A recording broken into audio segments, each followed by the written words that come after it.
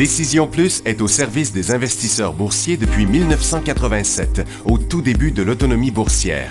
Notre logiciel de graphique Market Vision Plus et notre logiciel de code dynamique Trader Plus en ont fait sa renommée. Nous sommes encore ici parce que nous évoluons sans cesse et que nous servons bien nos clients. Découvrez nos produits et services spécialement conçus pour l'investisseur actif et autonome dans la boutique Décision Plus. Le logiciel de graphique Market Vision Plus est en français. C'est le logiciel le plus utilisé par les investisseurs de chez nous. C'est lui que vous voyez dans le feu de l'action. Trouvez, classez et analysez plus facilement avec cet outil sans pareil pour suivre la bourse et prendre les meilleures décisions. Gardez vos titres à l'œil avec Market Vision Plus. Consultez la boutique Décision Plus pour en faire l'essai pendant 10 jours sans aucun frais, c'est garanti. Laissez-nous vous guider pour analyser la bourse et prendre vos décisions. Les analystes de Guru.tv feront tout le travail pour vous. De minute en minute, nous classons les titres selon leur situation technique. Nous révélons les signaux d'achat et de vente. Nous publions des recherches poussées et nous prodiguons des conseils en temps réel. Ça commence avant l'ouverture et ça se poursuit jusqu'à la fermeture des bourses. Profitez de chaque cycle boursier avec Guru.tv. Trader Plus, l'instrument du day trader. 50 cotes qui clignotent en même temps. Autant de listes que vous voulez. Graphiques à la seconde. De 3 à 30 graphiques. Des alarmes à volonté. Des listes de cotes préparées. Des modèles graphiques préparés. Prêts à faire feu. Achetez, vendez avec Trader Plus.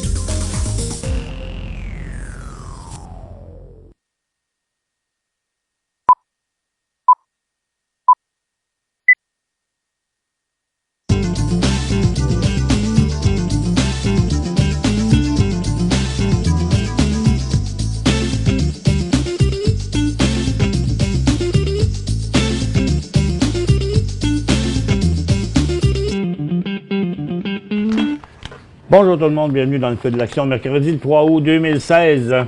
On a des marchés totalement indécis. Aujourd'hui, là, ils ne savent pas trop où prendre, quelle direction prendre. Regardez, vous allez voir, c'est quand même simple. Là. On est encore où on était hier sur le Nasdaq à 15-16 heures, là, ici. Bien, c'est resté à la même place. C'est parti en baisse ce matin, mais sur le Dow, c'est pareil. On se promène de haut en bas, à l'horizontale, totalement, depuis que le marché est ouvert ce matin.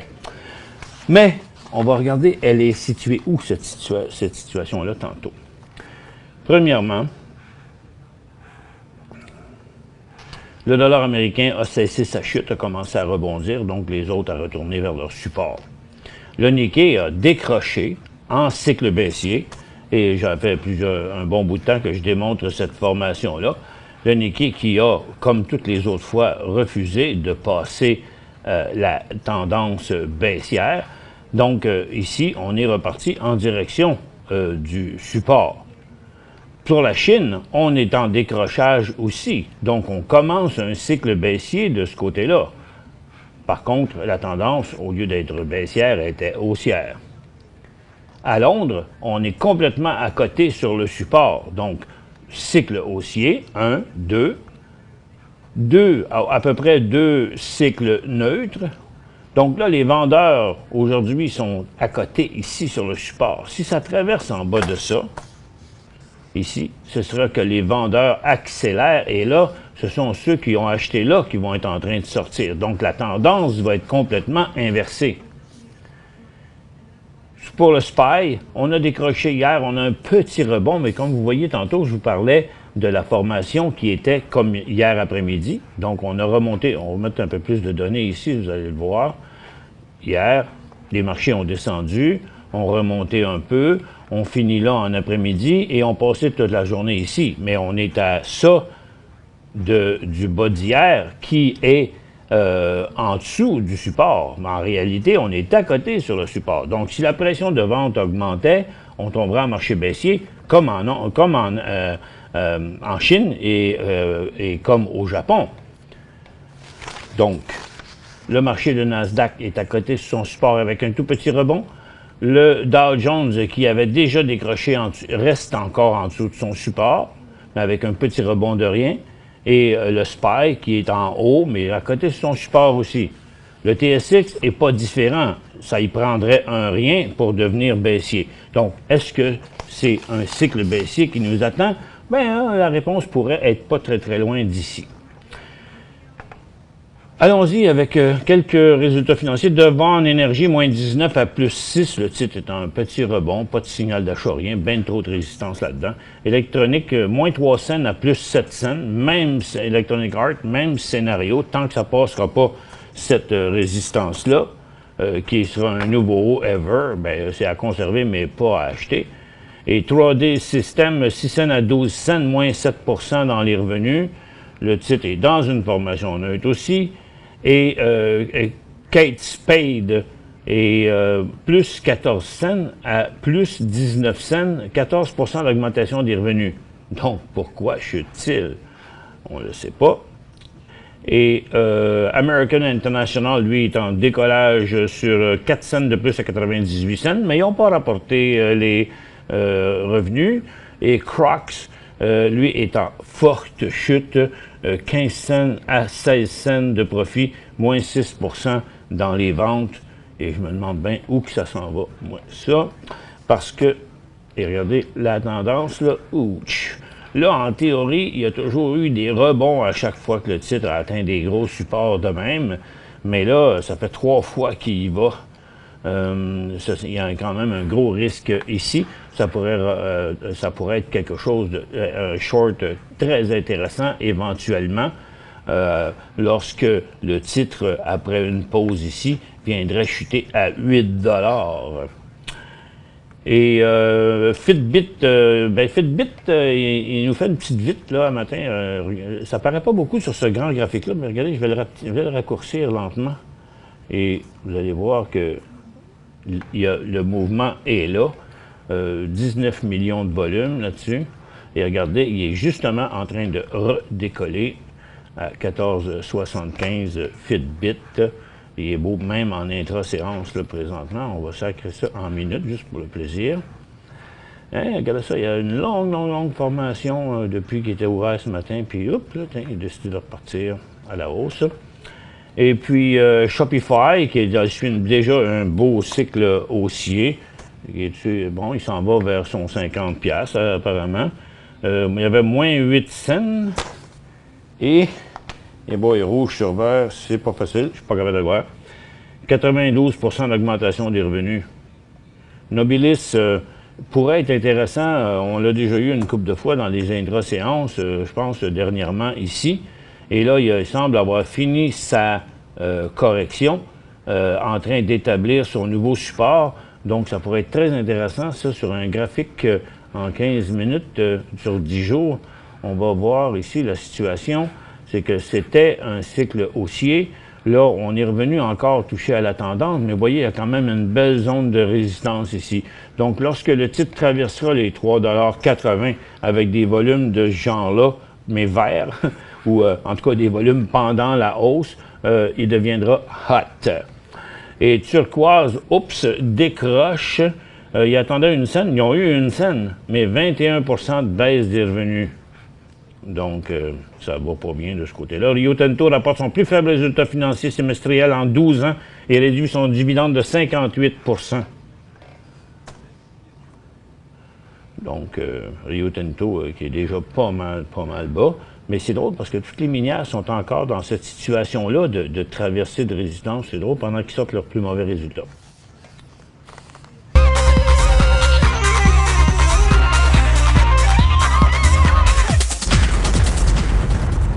Biogen est très volatile, mais aujourd'hui, il est en baisse.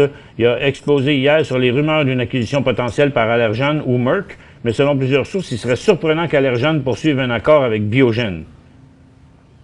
Le rapport d'emploi privé ADP en juillet, 172 000 avant. L'estimé était à 165. Ils ont eu 179. Il n'y aura pas de forage pour Petrolia? Merck est en chute, en tout cas. Petrolia, il ne bouge pas, mais il y a une nouvelle qui dit qu'il n'y aura pas de forage sur l'île Anticosti en 2016. la communauté Innu de Mingan ayant obtenu cette garantie de la part des avocats d'hydrocarbures d'Anticosti. Le calendrier présenté par les avocats d'hydrocarbures Anticosti ne comprend ni forage ni fracturation en 2016. La demande d'injonction provisoire est suspendue, mais pourrait être réactivée s'il y avait des travaux de forage. Article du Devoir. Le Japon tomberait parce que, malgré il y a une déception du programme de relance qui inclut davantage de dépenses du gouvernement. Bon, il y a un petit 5 points Nasdaq, un petit 22 sur Dow Jones et moins 2 à Toronto. Secteur, maintenant, on a vu tantôt comment les marchés se sont stabilisés après une correction. Ils sont quand même sur le bord de l'inversement de la tendance baissière. Remarquez que Nasdaq a fait un cycle haussier au cours de la deuxième partie du mois de juillet, tandis que le Dow Jones a fait un cycle baissier au cours de la deuxième partie du mois de juillet, chose qui est très, très rare. Alors, regardez Nasdaq puis Dow, là, vous voyez les deux graphiques, là, à part qu'ils n'ont pas tout à fait la même volatilité, ils ont toujours la même direction, mais vous voyez que quand je bouge les graphiques, le dernier mouvement est très différent. En bas, en haut, en bas, en haut, en bas, en haut, là. Et le SPY, lui, complètement de côté. Et puis le TSX complètement de côté. Donc, le SP500 et le TSX sont restés de glace pendant tout ce temps-là, mais le Nasdaq est parti par en haut, puis le Dow Jones est parti par en bas. Je n'ai pas vu ça souvent dans ma carrière. Maintenant, les orifères. Bon, arrivé à un peu d'essoufflement, là, parce que on a atteint la résistance. Donc là, ici, ça commence à ressembler à la fin du cycle haussier. Et dans les matériaux aussi, parce que c'est plus les orifères qui sont très pesants là-dedans, là. Et puis, donc, GLD est là, et le TTGD est là aussi. Donc, tous les deux comme en plafonnement.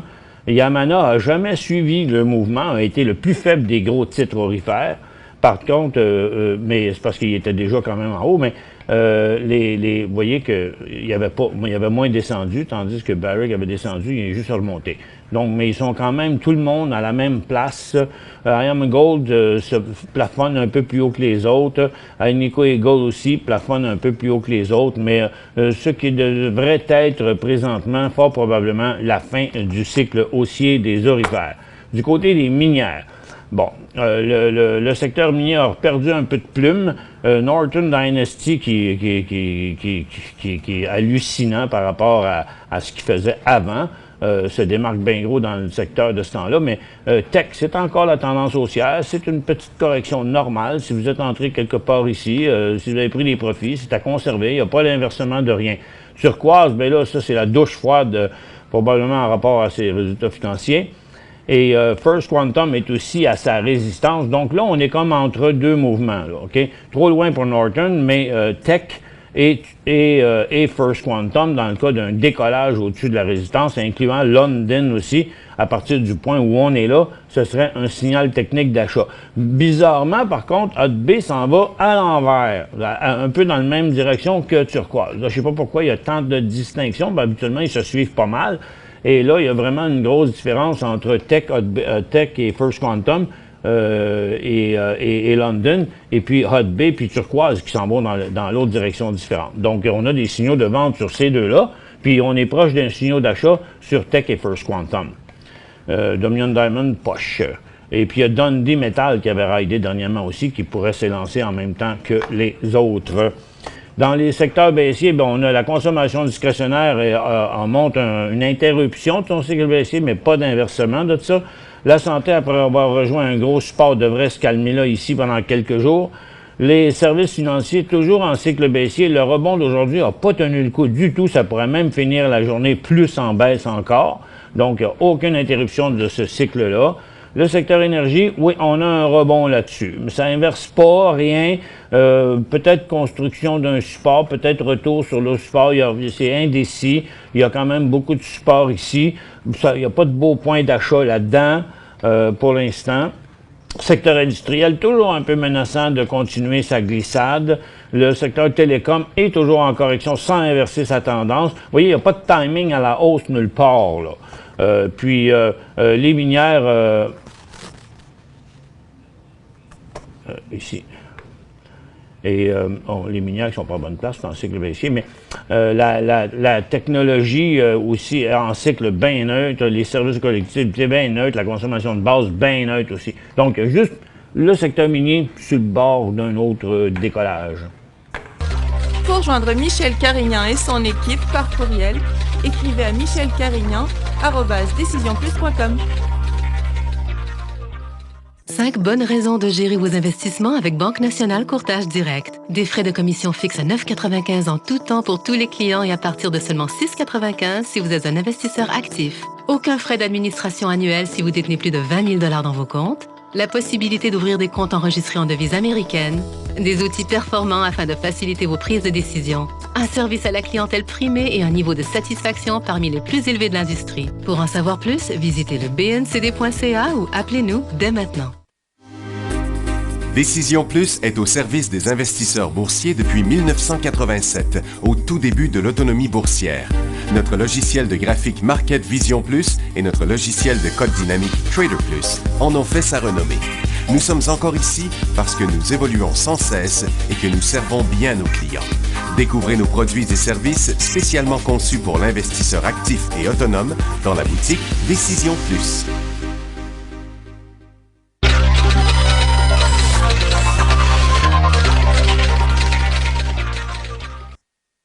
Bon, mon petit doigt me dit que les marchés s'en vont négatifs. Le TSX l'est déjà, mais vous voyez, on a un bon plafonnement là sur le secteur énergie pour l'instant. On a eu une remontée du secteur minier, mais on dirait bien qu'il va repartir par là. Mais c'est pas encore tout à fait fini, j'ai l'impression. Les orifères, elles, semblent vouloir aller de l'autre bord, tandis que la consommation discrétionnaire s'est dégonflée malgré une petite poussée un matin. Et d'ailleurs, beaucoup avaient commencé à la baisse ce matin, et comme les marchés, puis je pense qu'ils vont y retourner, la consommation de base s'est toute dégonflée. Les services financiers se sont tous dégonflés aussi. Les industriels se sont tous dégonflés. C'est à peu près la même chose. La technologie, elle n'a rien fait ce matin, puis elle est encore à côté sur son bas d'hier. Les services, les télécoms, regardez, ont traversé le bas d'hier, donc c'est négatif, c'est en cycle baissier. Il reste la santé qui fait rien, puis les services aux collectivités là, qui sont totalement neutres, mais on dirait qu'il reste encore de la place aux vendeurs là, pour l'après-midi. Donc, on va y aller avec une première. Les questions de la tablette datent d'hier. NRM, est-ce un achat? Bon, puis là, ben, vous savez, toutes les questions qui vont dire c'est un achat, vous comprenez que la majorité du temps, ça va être non. Excepté que les auditeurs sont pas mal aguerris et ont des bons outils, puis cherchent, puis trouvent quand même des signaux, mais en général, comme on a vu qu'il n'y a pas de début de cycle nulle part, qu'il y a des cycles neutres se corrigent vers leur support. Les cycles baissiers sont soit interrompus, soit en continuité de leur cycle baissier. Puis il reste plus grand-chose encore haussier, à part le secteur aurifère qui est en interruption là, de son cycle haussier. Ça fait que la majorité des cas, c'est ce qu'on devrait voir. On a quand même un très beau cas ici avec Noram Venture, 1 cycle, 2 cycles, 3 cycles. Maintenant, à la fin de son dernier cycle haussier, le titre se déplace de côté, égal à plus ou moins à la résistance d'avant. Donc, tout dépassement de ça dans les 13 à 14 cents devient une nouvelle tendance haussière. Bon, regarde, vous voyez, on est ici là-dedans. Donc là, fort probablement, en général, ce qu'on devrait voir, ce serait un repli vers sa ligne de tendance, un autre creux, puis un autre décollage comme ça, puis après ça, un autre repli, puis après ça, une autre affaire de même, OK? Mais, puis là, je vais vous mettre un zoom ici pour qu'on voit ça OK? En théorie, ça devrait continuer de faire comme ça. Par contre, si il n'y a pas de correction... Oh, balaye, désolé. Par contre, s'il n'y avait pas de correction ici, Ça, c'est des acheteurs, OK? Sur les 2 volumes verts, là. Ça a monté jusque-là. Regardez le volume après, il est devenu tout petit. Là, c'est des graphiques hebdomadaires, OK? Il est devenu tout petit. Donc, il n'y a pas de vendeur sur le top, là. Là, je vous remets ça dans un graphique quotidien. Puis là, on voit ici qu'il y a eu des volumes plus forts là que là, parce qu'il n'y en avait pas avant. Là. Ça, des dents ici, même, là, ça veut dire qu'il n'y a pas de volume, OK? Et puis, quand c'est arrivé ici, après le premier cycle, vous voyez, même s'ils ne paraissent pas aujourd'hui, parce que les volumes ont été des millions, ils étaient là quand même, ces volumes-là, au tout départ. Ce cycle-là, ici, c'est fait sur des volumes de 350 à 875 000. Puis après ça, il y a eu une petite phase ici de correction, OK? Puis là, les volumes ont repogné dedans, en étant toujours imprécis parce que c'est un stock à 5 cents, c'est volatile, c'est tout croche. Puis là, après ça, ça a redécollé encore, tu vois? Mais là, plus le graphique se dessine, puis plus ça devient facile de voir le prochain signal quand il décolle, là, OK? C'est quand qu'il arrive, OK? Au lieu d'être là, il s'est passé ici, là, OK? Fait que là, maintenant, qui se stabilise de côté, si le titre, au lieu de revenir vers sa ligne de tendance ici, faire un creux puis redécoller comme toutes les autres fois, si le titre se déplaçait simplement de côté, comme il le fait là, et qui restait ici, et qui, dans quelques jours, il décollait là, ça veut dire qu'il n'y aura pas eu de vendeur pendant le mouvement de côté, puis que là, si le volume repogne de même en même temps pendant que ça décolle, bien, ce sera une nouvelle vague, et en même temps, ça changerait l'angle de la tendance, qui passerait de comme ça à comme ça, parce que là, ça deviendra un creux si ça décolle là. Vous suivez le raisonnement? Donc, c'est à 14 cents. Tout ça pour dire ça. NERM. Ben, on a souvent des nouveaux auditeurs, puis ils aiment ça un peu comprendre d'où c'est qui sort ça, ces signaux d'achat, puis de ci, puis de ça. Parce que ce qu'on analyse ici, c'est le comportement des acheteurs et des vendeurs. Des acheteurs et les vendeurs ici, il n'y en a pas beaucoup, parce que si ça vendait, ça descendrait. EMR descend, EMR New York. EMR. Emerson Electronic. Il n'y a pas de nouvelles sur Emerson Electronic, me semble. Hier, hein? C'était quoi, t'en souviens-tu? Ah oui, on a vendu une division pour 4 milliards, le wide range, je sais pas trop quoi. Power Network, ouais, un gros Power Network. Et puis, votre question, c'est, il descend avec 4 milliards. Ouais. Pourquoi? Parce que, tu sais, nous, on a appris ça là, mais quand tu viens pour vendre quelque chose de 4 milliards, ça ne s'est pas commencé à se discuter la semaine d'avant. Ça fait longtemps que ça se discute. Et puis, c'est peut-être la raison pour laquelle il avait monté jusque-là. Puis peut-être qu'il s'attendait d'en avoir 5, puis 6, puis que là, il est redescendu là à cause de ça. Tu sais? Donc, la nouvelle était probablement pas aussi bonne qu'il s'attendait. Parce que c'est sûr, ils ont rentré du cash. Là. Mais c'était peut-être pas autant. Thompson Creek. TCM. Thompson Creek. Achat ou pas? Hier, on comprend bien, là, c'est ce que je parlais tantôt. Bon, c'était des questions d'hier. Et hier, il y avait un bon volume ici. Pas autant que ces gros volumes-là qu'il y avait eu là, que je suspecte qu'il y avait eu des gros blocs là-dedans. Donc, moi, je vais réduire ces volumes-là, puis on va continuer cette analyse-là après la pause.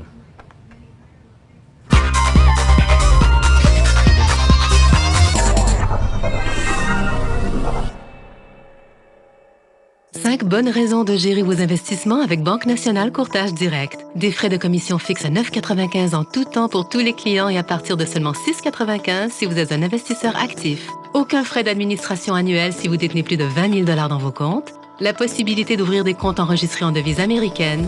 Des outils performants afin de faciliter vos prises de décision. Un service à la clientèle primé et un niveau de satisfaction parmi les plus élevés de l'industrie. Pour en savoir plus, visitez le bncd.ca ou appelez-nous dès maintenant. Laissez-nous vous guider pour analyser la bourse et prendre vos décisions. Les analystes de Guru.tv feront tout le travail pour vous. De minute en minute, nous classons les titres selon leur situation technique. Nous révélons les signaux d'achat et de vente. Nous publions des recherches poussées et nous prodiguons des conseils en temps réel. Ça commence avant l'ouverture et ça se poursuit jusqu'à la fermeture des bourses. Profitez de chaque cycle boursier avec Guru.tv.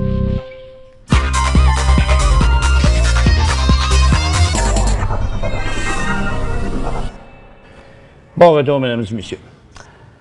Bon, d'année dit TCM, achat ou pas?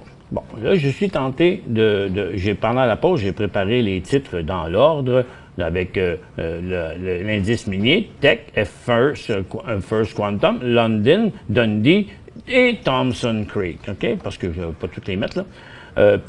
Donc, vous voyez que depuis 2 jours, l'indice minier se corrige. Votre question date d'hier. Hier, Tech descendait. Il rebondit un peu aujourd'hui, puis il est sur le bord de redécoller. First Quantum ne descendait pas hier, il descend aujourd'hui, mais il ne montait pas hier. London, il montait une petite affaire, mais restait à côté là. Dundee, il n'y allait pas. Thomson Creek, là, il est comme venu pour décoller. Oui, c'est vrai. Fait que là, ça, on aurait pu acheter. Si quelqu'un me disait, moi, je l'ai acheté là, ben regarde, on ne pourrait pas dire que c'était un mauvais call. Par contre, il faut regarder, juste avant, il y avait eu un signal de vente ici. Bon, pour l'instant, c'est un peu ambigu, parce que au moins, il se trouve au moins un peu plus loin que son support. Il est à 5 cents de son 70, puis on ne vendrait pas juste parce qu'il redescendrait un peu dans sa formation neutre. On le vendrait peut-être s'il tombait 65, 63, OK? Est-ce que c'est un achat? Là, aujourd'hui, hier, on aurait dit peut-être sur un nouveau haut, peut-être patata, puis il s'arrêtait hier. Regarde, on aurait regardé le titre. Quand on dit hier, il était en hausse, là, à un certain moment donné, oui, parce que, écoutez, il était là les jours d'avant, hier, il est monté là, OK? Donc, c'était pas, c'est-à-dire, pas là, il était là le jour d'avant, puis hier, il est monté là. Ça n'a pas été très significatif. Ça s'est passé sur un énorme volume de 500 000 drettes à l'ouverture, puis après, il a niaisé, OK? Donc, il n'était pas super parfait. Donc, il ne l'est pas encore aujourd'hui. Mais moi, je voudrais voir un volume très fort et très constant. Puis, regarde, pour plus de certaineté, je dirais, regarde, là, c'est 75, ce ne serait pas avant 80, mettons, OK? NMX.